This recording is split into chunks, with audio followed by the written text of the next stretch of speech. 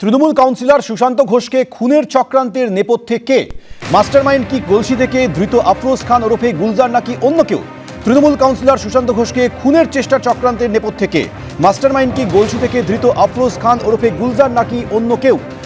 এলাকায় দুষ্কৃতিরাজ ফেরানোর চেষ্টা হচ্ছে, অভিযোগ সুশান্ত ঘোষের। সেই সঙ্গে তিনি আরও বলেন, কোনো কোনো জায়গা থেকে তারা সমর্থনও পাচ্ছে। কাদের দিকে ইঙ্গিত করলেন তৃণমূল কাউন্সিলর? মমতার সঙ্গে থেকে যে রাজনীতি শিখেছি তা বিঘ্নিত হচ্ছে। মানুষ সরে যাচ্ছে কেন, তার কারণ অনুসন্ধান করতে হবে। দলের দক্ষিণ কলকাতা নেতৃত্বকে বিষয়টি গুরুত্ব দিয়ে দেখতে হবে। দেবাশিস কুমার 107 নম্বর ওয়ার্ডে মাথা গলাতে বারণ করেছেন। দেবাশিস কুমার যাই বলুন, আমাকে ওখানে মানুষের সঙ্গে থাকতে হবে। হামলার পর বিস্ফোরক দাবি তৃণমূল কাউন্সিলর সুশান্ত ঘোষের।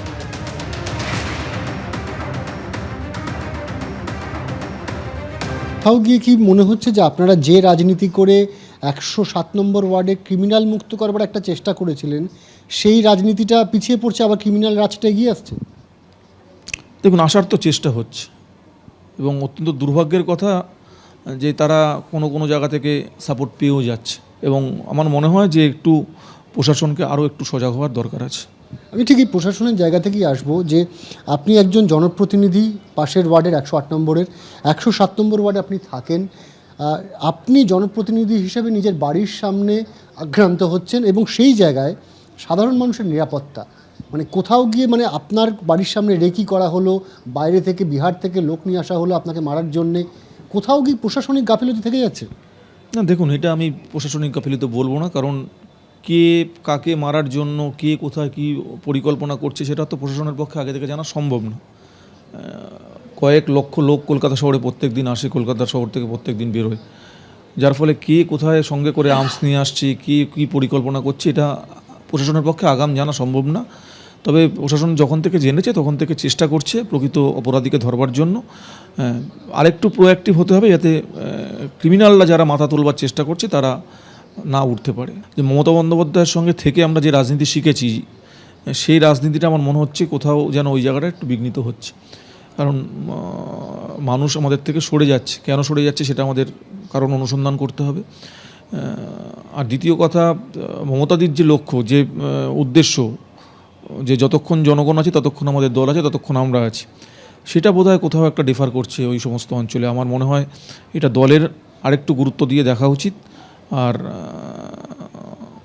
দলের যারা সোকল্ড লিডারশিপ আছেন দক্ষিণ কলকাতার, তাদেরকেও একটু গুরুত্ব দিয়ে দেখা উচিত। আপনার কাছে আমি শেষ প্রশ্ন করব যে কোথাও গিয়ে কি খারাপ লাগা আছে যে এলাকাটা আপনি দীর্ঘদিন ধরে কাউন্সিলর ছিলেন, সেই এলাকাটার রাজনৈতিক পরিবর্তন বা প্রশাসনিক পরিবর্তন বা গুন্ডারাজের আবার নতুন করে উত্থান, এটা আপনাকে উদ্বিগ্ন করছে সাধারণ মানুষের কথা ভেবে? না, কালকে একটা সময় আমার মনে হয়েছিল, কারণ যখন ঘটনা ঘটে তার পরেই আমার মেয়ে কোথার থেকে খবর পেয়েছে আমি জানি না, মিনিট 15-র মধ্যে আমাকে ফোন করেছিল, ফোন করে বলেছে, বাবা অনেক হয়েছে, এবার শেষ করো। আমিও একটা সময় ভাবা শুরু করে দিয়েছিলাম যে পলিটিক্সে বোধহয় আর আমার পক্ষে টানা সম্ভব হবে না। কিন্তু রাত্রিবেলা আবার বাড়িতে গিয়ে পরিবারের সঙ্গে, মেয়েদের সঙ্গে কথা বলেছি এবং সিদ্ধান্ত নিয়েছি যে লড়াই আমার জারি থাকবে, এদের বিরুদ্ধে লড়তে আমাকে হবেই। আর এই মুহূর্তে যদি এদের ভয় আমি ছেড়ে দিই তাহলে একটা অন্য বার্তা যাবে। এদের ভয়ে আমি পিছু পা হব না। মমতাদির নেতৃত্বে আমি তৃণমূল কংগ্রেসের থেকেই এদের বিরুদ্ধে লড়াই করব। তার মানে আপনি 107 নম্বর ওয়ার্ডের এই যে দুষ্কৃতিরাজ বা এই যে দৌরাত্ম্য আবার নতুন করে মাথা চাড়া দিচ্ছে, সেটার বিরুদ্ধে লড়াই করছেন? দেখুন, আমার ওখানে বাড়ি, দল বলুক না বলুক, আমি তো ওখানে বাড়ি বিক্রি করে অন্য জায়গায় চলে যাব না। আমাকে দলের জেলা সভাপতি দেবাশিস কুমার ওই ওয়ার্ডে মাথা গলাতে বারণ করে দিয়েছিলেন।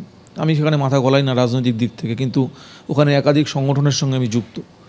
ওখানে মানুষ ব্যক্তিগতভাবে আমার সঙ্গে মানুষের সম্পর্ক আছে। কাজেই দেবাশিস কুমার বলুক না বলুক, আমাকে ওখানকার মানুষের সঙ্গে থাকতে হবে, মানুষের ভালো মন্দ নিয়ে চিন্তাভাবনা করতে হবে। সুতরাং আমি যতক্ষণ বাঁচব চেষ্টা করব মানুষের সঙ্গে থেকে কাজ করবার।